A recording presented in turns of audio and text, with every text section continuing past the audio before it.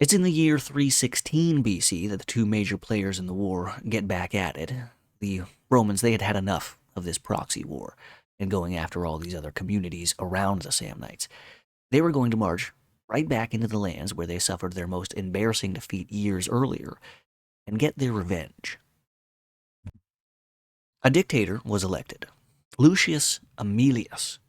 He gathered his army together and marched them to the Samnite-held town of Satacula, which was near to the Caudine Forks, and put the town under siege.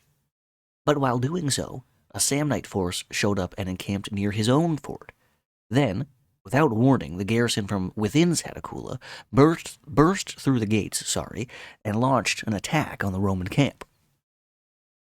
Seeing this, the Samnites encamped near the Romans, and they also launched their own attack on the Roman camp. But the dictator, directing his men with skill and a level head, made sure that his men didn't panic.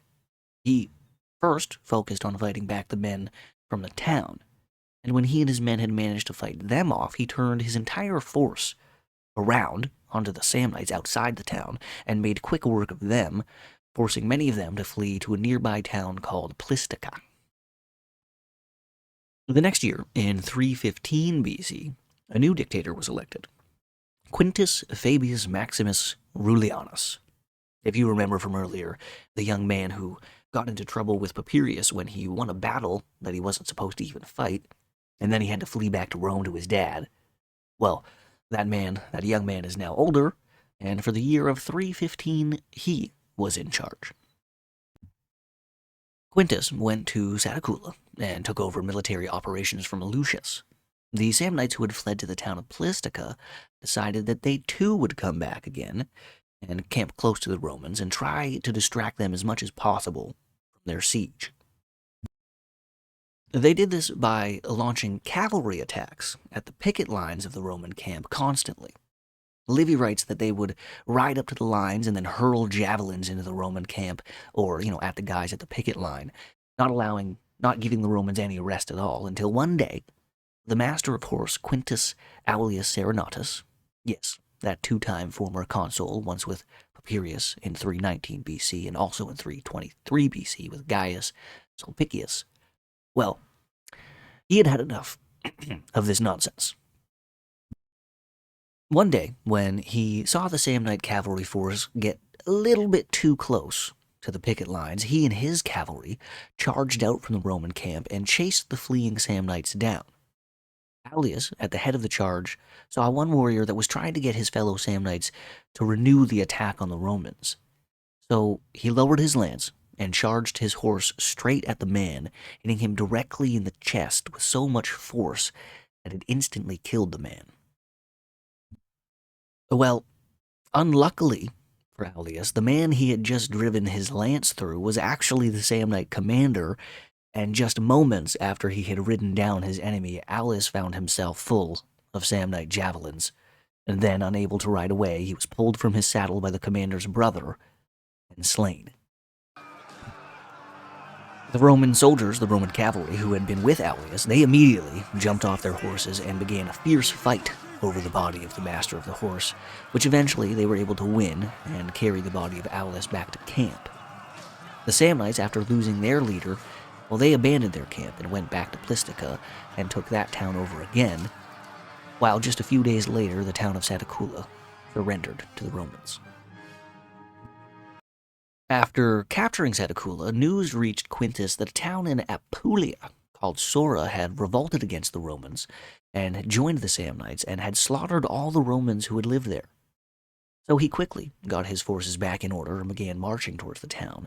But on the way, messengers arrived informing him that the Samnite army that was in Plistica was also on the move and not very far from his location.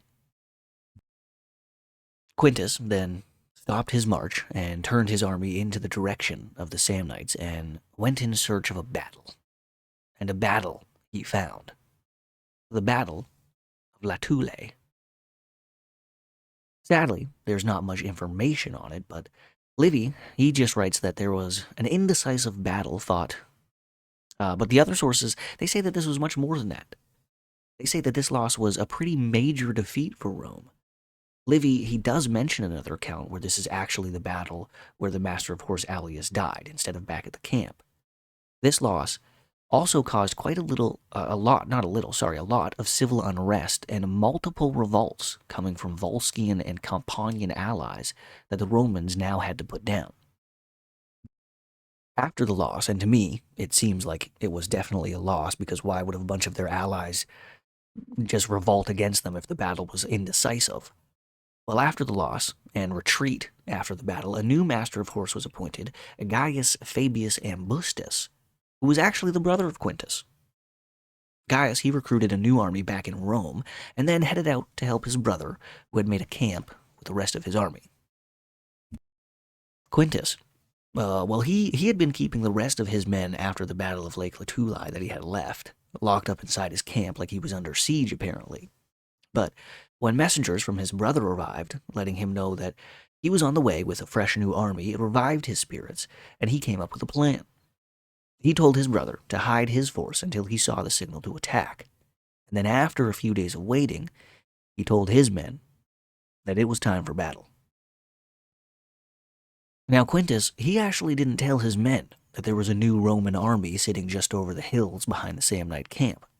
He thought that if they knew that, the men, they wouldn't fight as hard as they would have if they thought that they were literally fighting for their lives. He also told them that he was going to burn their camp down so that there was no going back. There was nothing for them to run back to. And don't worry, trust me guys, you'll be way richer after looting all the stuff we're about to get from the Samnites after we win this battle, trust me.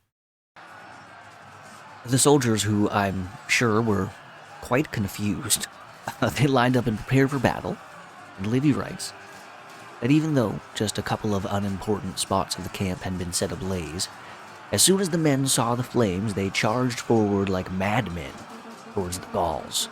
Seeing this, Gaius, the master of horse, with his force also charged into the back of the Samnites. Hemmed in on two sides, the Samnite army was crushed, with a vast number of them being killed in a massive crush, but they were so tightly packed together they couldn't even raise their swords. And to top it all off, when the Romans went back to their camp to see what had happened, see if it had burned down or not, it was actually just those tiny few spots that Quintus had set alight, faking like he was going to burn down the camp, that were damaged. Nothing else had gotten burned. So not only did they still have their stuff, but they also had all the loot that Quintus had told them they were going to get from the Samnites. So, the soldiers must have loved this guy. The next year, the year of 314 BC, saw two new consuls being elected. One man we've already spoken of, Gaius Sulpicius Longus. He was consul with Quintus Aulus, the master of horse, that speared that guy and then got a bunch of javelins thrown into him. And the other consul was Marcus Potellius Libo. These two men took over the army that was under Quintus and continued on to the town of Sora, and once they were there, they set up camp pretty much right next to the walls of the town and began to come up with a plan on how to take the place. But while they were doing so, a man from the town snuck out and made his way towards the Roman sentinels on guard and told them to bring him to the consuls. And when face to face with the consuls, he told them that he had a plan to help them take the city, but that they needed to move their camp farther away from the walls so that the people of Sora would be less vigilant. He then told the consuls that they also needed to station just a few cohorts in the woods that were nearby to the city, and that he too would also need 10 men. The following night, the young man, leading 10 Roman soldiers, took them up a very steep and dangerous path. Basically, they did some rock climbing up to the town's citadel, which only had one path leading to it from the city down below, which itself was super steep and narrow. So it would be difficult for anybody to try and dislodge any man or group trying to hold the path. Then, after leading the Romans to the citadel, he told them to stay there, and that he was now going to run through the city causing panic by yelling out that the Romans had broken in and had taken the citadel. And as he did, the panic struck. Some of the Soran men, they went up to the citadel to try and take it back, but they were easily repulsed. Many citizens, in their panic, and also still being half asleep, they began to run out of the various gates of the city, and in doing so, they actually let a Roman cohort find their way in. And once they did, it was all over. The soldiers, they began to slay the panic-stricken citizens, and by the time the two consuls arrived in the morning, the town of Sora was quiet and captured. The leaders of the revolt, the ones who had executed the Roman settlers of Sora, all 225 of them were taken back to Rome and beheaded in the Forum. After taking Sora, the two consuls brought the army into the lands of the Soni people. Apparently, after the loss by the Romans at the Battle of the Tulai, 3 of their cities had been thinking about joining the Samnites. The 3 cities you see marked are the ones. Now, I don't know why, but for some reason, everybody was betraying their people to the Romans at this time. 12 young men from the leading noble families of these cities decided that they would go over to the Romans. These men told the consuls that if they were to hide some soldiers near these towns, and also have some plainclothes soldiers go in with concealed weapons, that if they were all to attack at the same time and capture the gates, the soldiers outside could be let in, and the towns taken easily. And apparently this worked, and that's how all 3 cities were captured at the same time. Only problem is that apparently the soldiers, they got a little bit too excited and kind of killed everybody. To the point where Livy writes that these people, the Asoni, they ceased to exist after this. And there was also no evidence ever found that these people were actually going to join the Samnites. So, oops. But the Romans were also getting betrayed themselves. Soon after taking Sora, news that the Roman garrison at Lucaria had been betrayed and slaughtered to a man began making its way around. Not long after, though, a Roman army showed up and took back the town and put the Lucarenes and the Samnites there to death with no quarter given. A little bit of revenge. Now, the Samnites, hearing about all these revolts and rebellions against the Romans happening, they thought, hey, it might be a good time to go into Campania again and try to get some of the cities there to rebel as well, specifically the city of Capua. Learning of this plan, Sulpicius and Petelius, they brought their forces into Campania, and it wasn't long before the two sides' cavalry was skirmishing with each other. But the Samnite leaders, they were looking for an actual fight, so they forced the action and drew up in battle formation with 2 wings of cavalry, sandwiching their infantry. Sulpicius drew his men up on the right side of the line and Petelius his men on the left, and just as the battle was about to begin, Petelius is said to have brought up a line of reserves to strengthen his side, and then charged with his men into the Samnites. Sulpicius, seeing this over on the right side and thinking, well, this is going to be easy, I don't want to miss out on the battle, took a small contingent with him over to the left side, leaving his flank with no commander. Now, after getting into the fight a little bit and realizing that victory was pretty much secured on this side of the line, Sulpicius then rode back over to his flank, where he found that his men had not fared so well in the fighting without him once they had been engaged by the Samnites. But with the return of Sulpicius and the 1,200 horsemen he had brought with him, the soldiers on the right flank had their spirits raised, and with renewed vigor, the Romans began to win all across the battle line, until eventually the Samnites lost their resolve and completely broke. It said, not counting the men who did manage to escape and flee to a town called Meliventum, that the Samnites had 30,000 men either taken prisoner or killed. After this huge victory, the Romans decided it was time to strike a blow into the heartlands of the Samnites. The two consuls marched their armies together all the way to the city of Bovianum, which was the capital city of the Pentri tribe, one of the largest and most important tribes of the Samnite peoples. This city, Bovianum, will actually be sacked by Sulla in the future, from these times, during the Social War. Now, by the time Sulpicius and Petilius got to Bovianum, it was winter, so they set up their winter camps and waited for the spring to come, and also for their replacements, who were the dictator Gaius Potelius Libo Visulus and his master of horse Marcus Foslius Flacinator, who we have mentioned before. But when the dictator showed up in the year 313 BC, he learned that the Samnites had actually been able to take the citadel of Fregellae. Not the whole town, just the citadel, like how the Romans had done in Sora. So he packed up his army and headed there. But when he got there, the Samnites had left already, so he packed up his army again and headed all the way down to the city of Nola in hopes of taking that town. And when he finally got there, he wasn't playing around. He ordered that all of the houses and structures outside of the city walls were to be destroyed, which, according to Livy, there was quite the large suburb outside the city walls. And shortly after this was done, the Romans fought their way into the city and captured it, bringing it back over to the side of the Romans. Now, kind of skipping the year of 312 BC, because nothing really happened between the Samnites and the Romans, or really anybody. The only thing in this year, really, was that news reached Rome that the Etruscans were now preparing for war against them. So the Romans were now preparing for that possibility as well. In the year 311 BC, Gaius Junius Babulcus Brutus was elected consul and drew the Samnites as his charge, while Quintus Aemilius Barbula drew the other consul. He was to be in charge of dealing with the Samnites.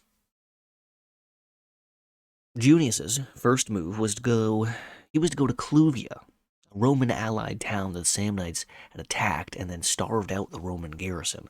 And when the Roman men surrendered, the Samnites are said to have cruelly mangled them before beheading them.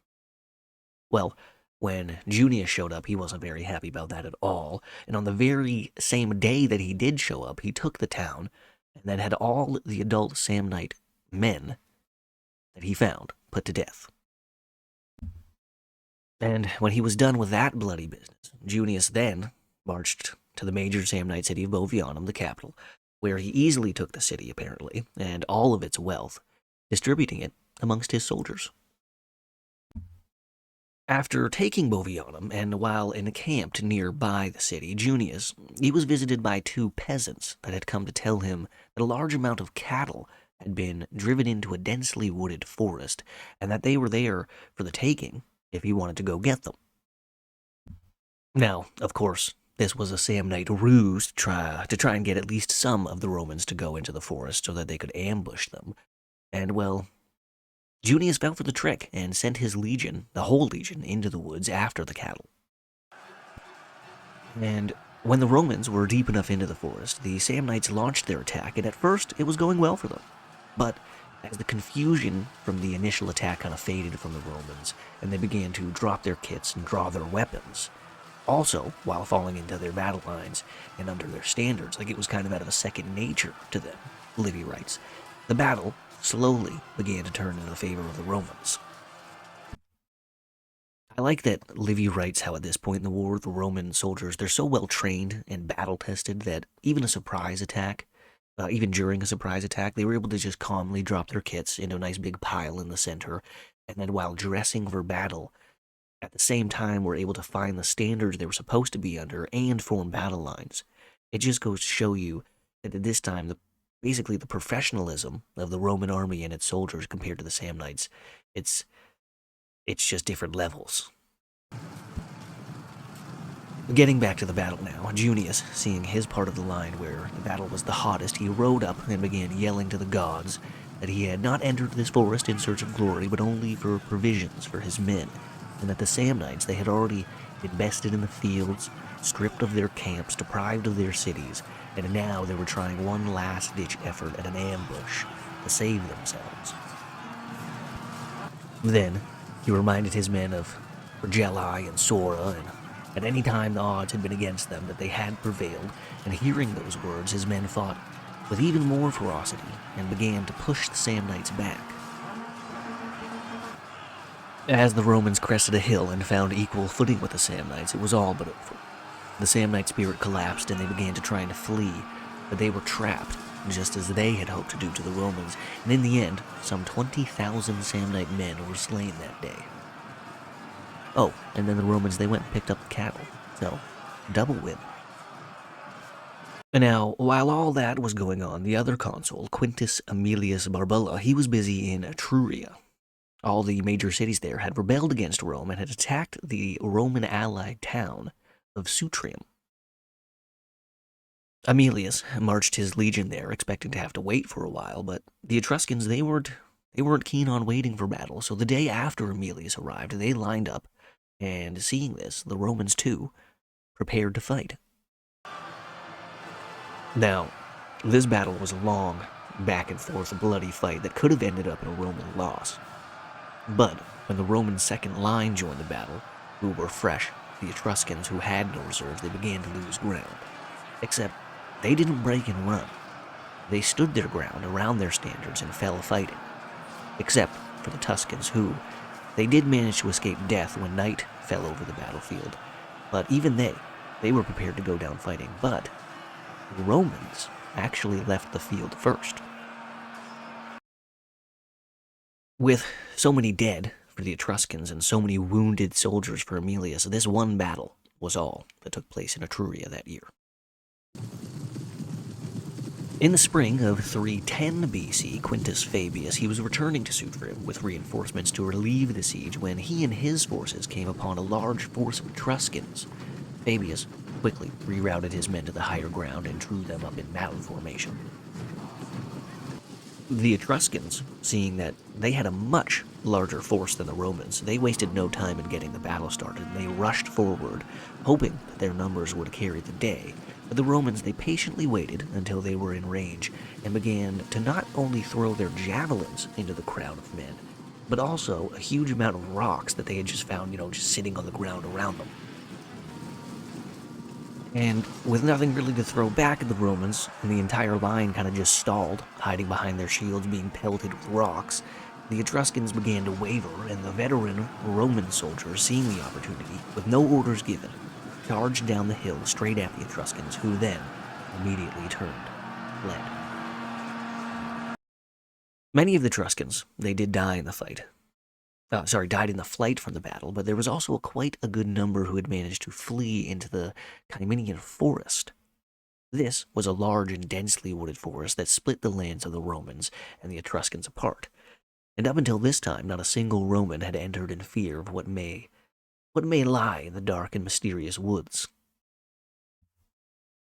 And nobody was going to. That is, until the brother of the consul, Marcus Fabius, stepped up and said that he alone would go into the Silvia Caminia and scout out what lie not only within, but also on the other side.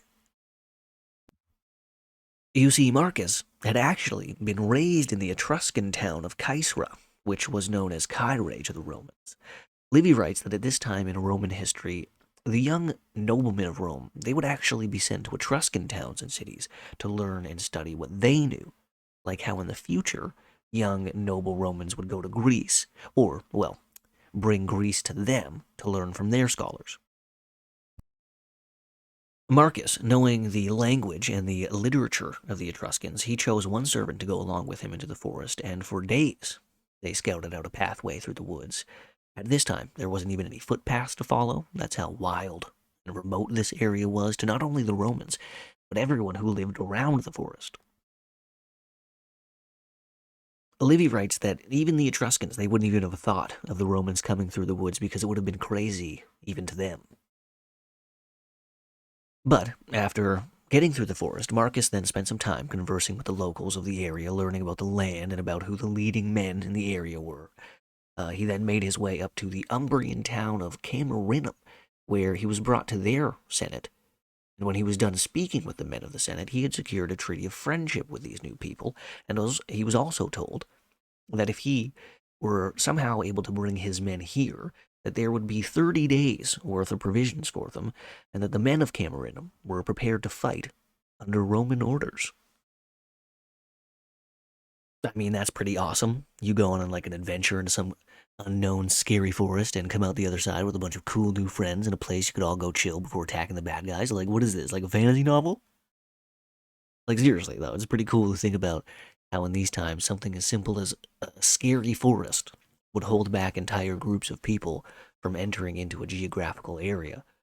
I mean, nowadays we just burn the forest down or turn it into a nature park. Also, this treaty, this treaty made by Marcus here, it will stand the test of time until the Western Roman Empire falls. The Camertes Umbri turn out to be some of the greatest allies of the Romans, and some will even fight under the famous Gaius Marius. Anyways, back to Marcus. Well, Quintus now, because Marcus had made his way back to the Roman camp and told them all about his journey and the new friends he had made. So Quintus moved his army into the Cominian range and began sending out foraging parties into the surrounding lands. And by the time any Etruscan authority knew what was happening, the Romans, they had already plundered a large amount of goods, and a group of peasants, a group of peasants tried to fend off one of the Roman foraging parties, but of course they didn't stand a chance. While all this looting was going on, a group of senators showed up to tell Quintus that, hey, you guys shouldn't go into that forest. It might turn out bad, you never know what's going to happen. But, well, they were a little too late for that, and actually, when they saw all of the stuff that Quintus had taken, they were quite happy that they were late. The only issue was that all that looting of the people living around the Cominian forest made quite a lot of people in Etruria mad. So the leading men, they were able to gather up the largest army the Etruscans had ever gathered and marched it to a camp not very far from the Romans. The Etruscans, they were so eager for a fight that as soon as they got there, the soldiers, they left the camp and lined up in battle formation in the field outside of the Roman camp, expecting, their enemy would soon come out to fight. But after a while of nothing happening, and the Etruscans noticing there wasn't even any men on the towers of the ramparts looking out, they marched right up to the walls of the camp and were like, hello, like, you might as well come out now because we're not leaving. And in fact, we're going to bring our food from our camp down here and get nice and comfortable. We're probably going to attack you tonight, actually. Just going to let you know that. If not, tomorrow morning. So be ready, losers. But Quintus, though, he kept his men inside the walls and told them to get some food and some rest, but to remain under arms and to be ready for his orders when the time came. It was just before dawn when he gave the signal to his men to rise, and quickly they crossed the ramparts into the field where the Etruscans, at this point, had mostly fallen asleep. It wasn't even a fight. Most of the Etruscan soldiers, they died without even waking up or in a daze, stumbling to put their armor on. The lucky ones, they did manage to escape by running into the forest, but Livy writes that 60,000 Etruscans were either killed or taken prisoner that morning. And as a result of this devastating defeat, the three leading cities of Etruria, Arretium, Crotone, and Perusia, all sent envoys to Rome for peace, which was given. The Romans signed a 30-year peace treaty with the Etruscans. They were like, we'll give you 30 years and then we're coming back to beat you up. During Quintus's time in Etruria, his colleague, the other consul, Gaius Marcius Rutilius, he was busy in Campania securing towns and alliances. Also, the maritime prefect, Publius Cornelius, had brought a Roman fleet from Pompeii up the river into the area around Nuceria to do a little bit of light raiding. Okay, firstly, what Roman fleet, maritime prefect? I'm so confused. I always thought the Romans didn't have any type of fleets until like the Punic Wars and their encounters with the Carthaginians, but I guess you learn something new every day. Well, turns out country folk, they don't like having their stuff taken very much, and while the Romans were returning to their ships with a bunch of loot, a little army of peasants from the country came chasing after them and actually ended up killing some of the Roman sailors, but the rest of them, they were able to flee in terror back to their boats. It was actually around this time that news of Quintus taking his army into the Cominian forest reached these lands, and the Samnites heard about it, and they thought, sweet, this is perfect. The arrogant, greedy Romans, they've walked themselves into an impassable forest, and it's going to turn out just like the Caudine Forks. But then they realized, wait a second, if that's the case, then the Etruscans, they're going to get all the glory for finishing this war, and we won't get any. So they decided they would go after Marcius, the other consul. In the battle that followed, neither side could really claim victory. Both armies suffered huge losses, and the Romans had lost so many officers and high-ranking men that even Marcius himself was injured. And now the news of this near defeat, when it reached Rome, it sent everybody into a panic, and it was decided that a dictator must again be elected, and the man for the job was our old friend Lucius Papirius Cursor, who at this time was seen as the greatest general the Romans had. Papirius then gathered together troops that were raised in Rome and made his way to Longula, where he met up with Marcius and also took control of his forces. And from there, he marched out in search of the Samnites' army. And when the two armies found each other, they set up camp quite close to one another and began to wait for when the time for battle was right. Now, during the few days of waiting down in Campania, before the battle, back up in Etruria, a big bloody battle was fought between the Etruscans, presumably ones who hadn't signed a peace treaty with the Romans earlier. I guess their last-ditch effort. Well, they had gotten together a large army and confronted Quintus, same guys before, Quintus Maximus Rullianus, on the shores of Lake Vadimo. Livy writes that the feeling of hatred and anger on both sides was so strong that neither side wasted time with any type of skirmishing activities. They didn't even throw javelins at each other as they drew closer. As quickly as they could, they got down to close quarters infantry combat with their swords and shields, and it was bloody, savage. As the men fighting on the front lines fell on both sides, the second lines were sent forward, and many of those men fell in battle too. Eventually, both sides had come down to their last reserves, with neither side looking to yield or flee. It came down to the Roman cavalry, who had to dismount their horses and make their way over piles of fallen Roman soldiers just to get to the battle line. But when they did, the now exhausted remaining Etruscan warriors had nothing left in them to fight with. Not against a fresh foe just entering the battle, and they soon fell back and fled the field.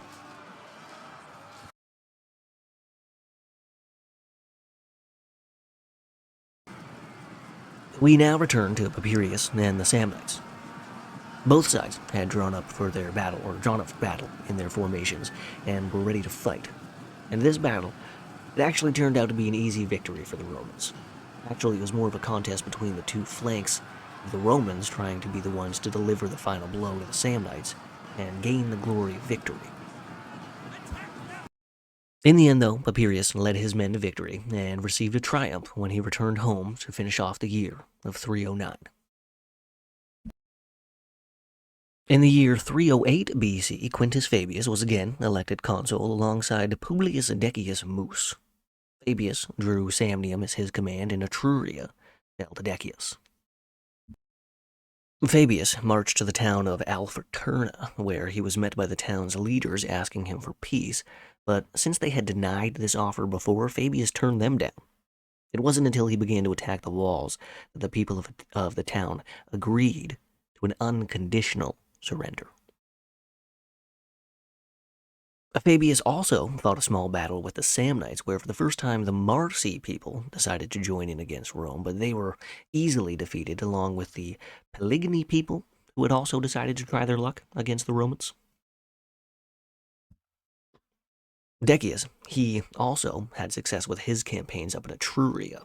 First, he went to Tarquinia, where he scared the people there so much that they immediately surrendered and asked for a 40-year truce, and then gave him and his soldiers a bunch of corn.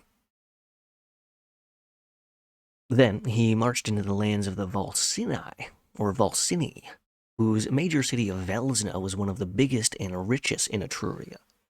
Decius, he went on to capture multiple forts and outposts that belonged to them, which scared these people as well. Also, not only scaring them, it scared all the other surrounding Etruscan cities in the area to also want to sue for a peace treaty. But Decius, he was like, nah, I'll give you 1 year's truce, and only if you pay my soldiers a year's wages. And again, don't forget, you got to give them, this time, 2 tunics each, which they did.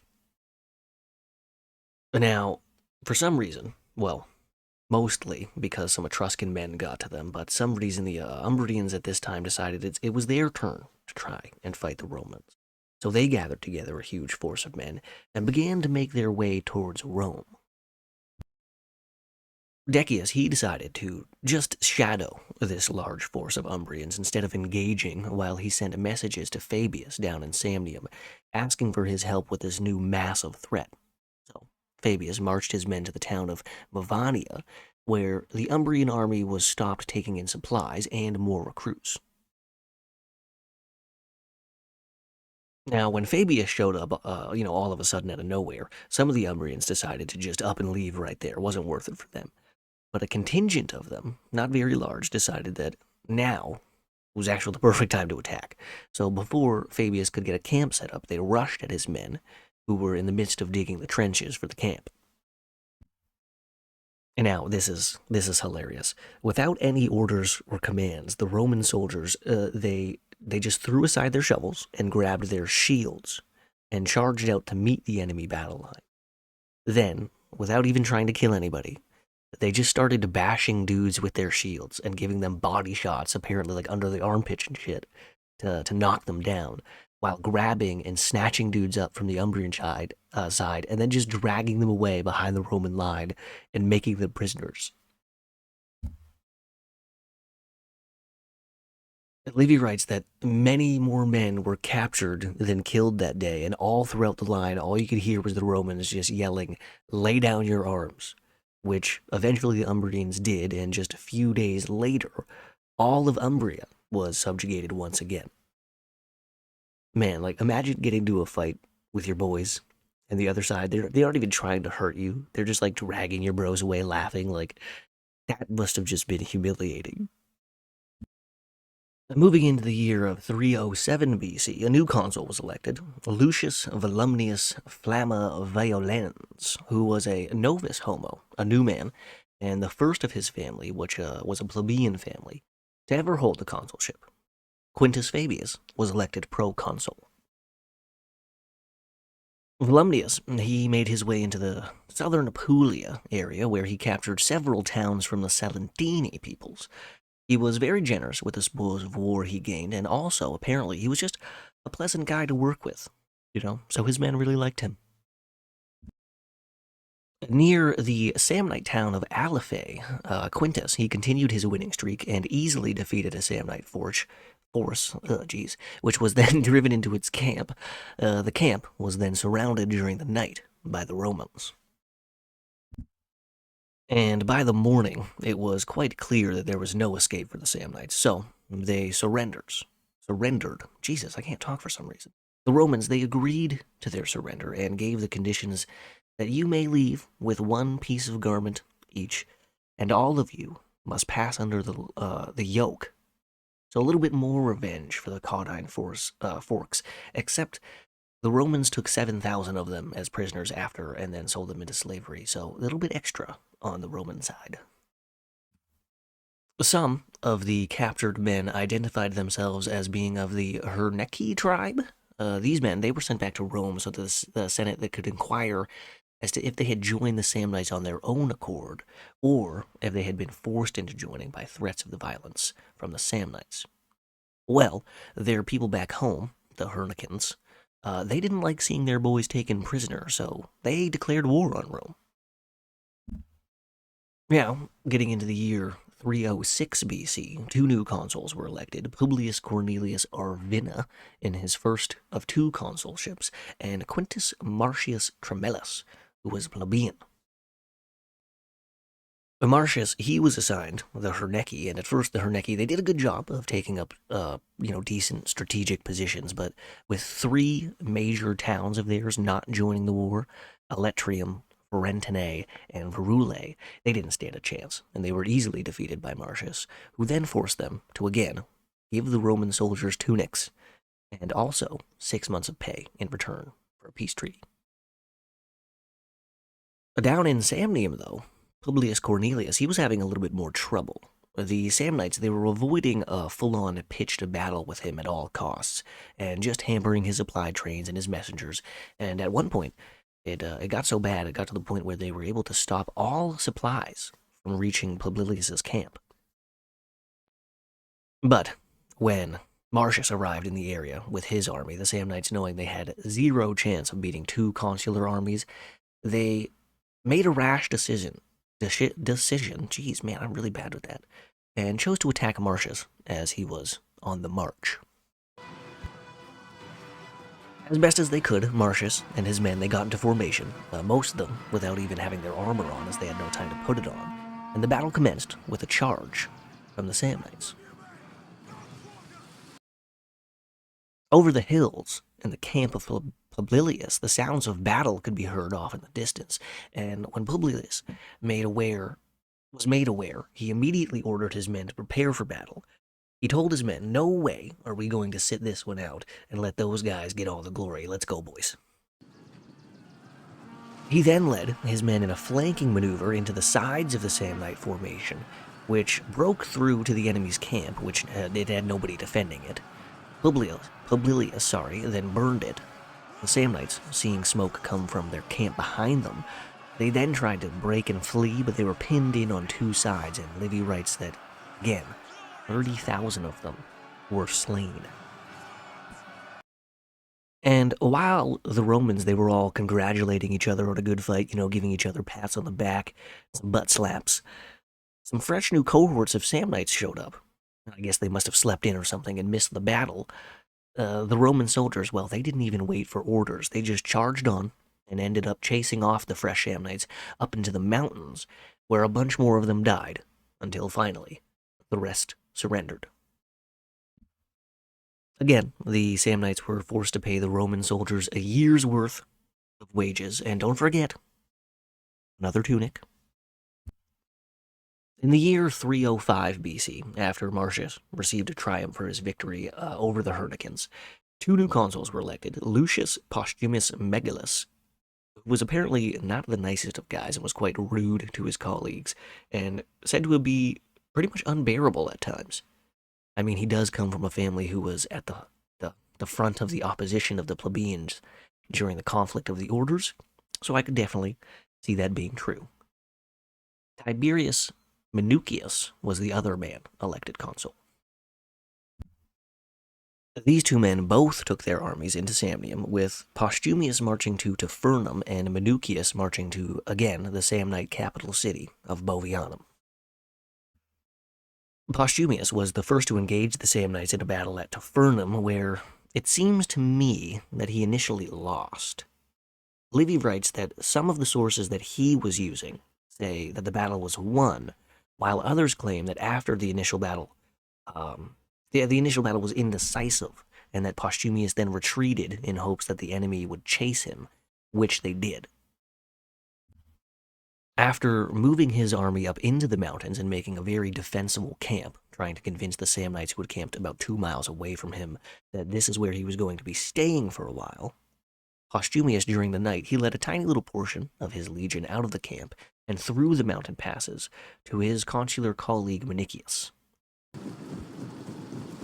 Well, Minucius, he was already camped in front of another Samnite army, but on the advice of Postumius, he engaged the enemy, and for some reason, after waiting the better part of the day, Postumius finally brought up his fresh soldiers and attacked the flank of the exhausted Samnite force. And because they were so tired after fighting all day, they couldn't even manage to flee, and the Samnite army was practically annihilated, in Livy's words. After this, both consuls and their men marched to the camp that Postumius had left in the night, and easily routed the Samnite army that was waiting there. The Romans, they even managed to capture a bunch of prisoners, including a Samnite general named Statius Gellius.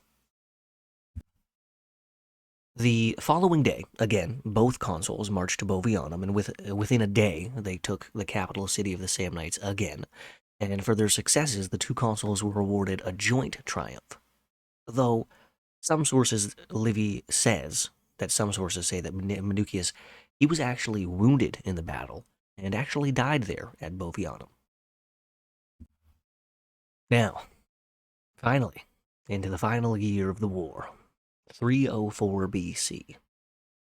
It begins with Samnite envoys making their way to Rome to ask the Senate for terms of peace.